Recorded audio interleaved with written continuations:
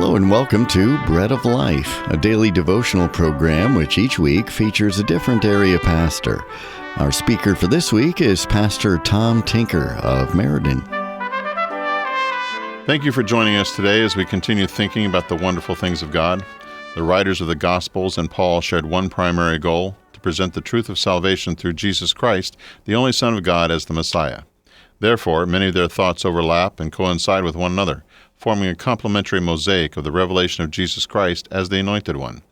This week we've been searching the letter of Paul to the Romans, specifically in what we know as chapter 12, along with the Jesus Sermon on the Mount, including the Beatitudes as recorded by the disciple Matthew. And yesterday we introduced Philippians 4 into our discussion, with our primary focus right now on the 8th verse, where Paul encourages us to think carefully about certain character traits of humanity. Today, reading from the New Living Translation, we look at the second and third aspects of Paul's admonition to the Philippians in chapter 4, verse 8. Fix your thoughts on what is true and honorable and right. Yesterday, we touched on truth and how the truth, Jesus Christ, sets us free from our bondage to sin. Whatever is true is followed by honor and righteousness. Some translations use the word just instead of right, and the NIV translates honorable as noble. To be honorable is to be honest in our own right, but to also honor others. In Romans 12:9, Paul states, "Let love be without hypocrisy," or "Don't pretend to love others, really love them." Certainly, to maintain a sense of honor and dignity would preclude us from being hypocrites, for those who said one thing yet did another were among Jesus' foremost targets when he had to confront the religious-minded Pharisees. In Matthew 23, Jesus approaches the aspect of honor rather directly. In fact, 7 times Jesus refers to these leaders as hypocrites, and 5 other times he calls them either blind guides, blind men, or simply, "You blind Pharisee." In a previous lesson, I mentioned the story of the Good Samaritan in reference to loving our neighbors. The same story can be used as an example of Jesus' view of honor and nobility, especially as it relates to the Pharisees who daily attempted to find fault with the Nazarene. The Samaritan's actions can certainly stand on their own as examples of honor, honesty, and nobility, but when compared to the inaction of the priest and the Levite, Christ's rebuke of the hypocritical Jewish leaders put his listeners and skeptics to shame. The beatitude that parallels this view of honor or nobility is found in Matthew 5:7, when the Master states, "Blessed are the merciful, for they shall receive mercy." This is the only beatitude in which the blessing for an action is the action being returned. Mercy receives mercy.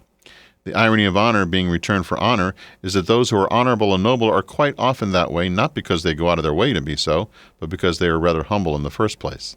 They are not looking for accolades or special recognition, but seek only to serve and help others. James says in chapter 4, verses 6 and 10, quoting from Psalms and Proverbs, "But he, Jesus, gives a greater grace. Therefore the Old Testament says, God is opposed to the proud, but gives grace to the humble. Humble yourselves in the presence of the Lord, and he will exalt you." In the Old Testament writings, justice and righteousness are often paired together or used interchangeably. Such is the case in Philippians 4 regarding thinking about that which is right, as most translations use, or just, which is just as reliable and accurate. Romans 12:9 follows the word on hypocrisy with "hate what is evil. Cling to that which is good." We make conscious choices of right and wrong on a daily basis. We also make snap decisions, oftentimes without fully thinking of the consequences. It is critical that our daily thinking patterns, which, as we have noted previously, lead to our prayer habits, be focused on these traits that are intended to build up and not tear down, or to encourage rather than discourage. When our thinking is centered on the right and just ways of living, our negative reactions will turn to positive, well-thought-out responses, whose results may not always be the most popular thing, but will be the right thing. Jesus puts it this way in Matthew 5:6, "Blessed are those who hunger and thirst for righteousness, for they shall be satisfied."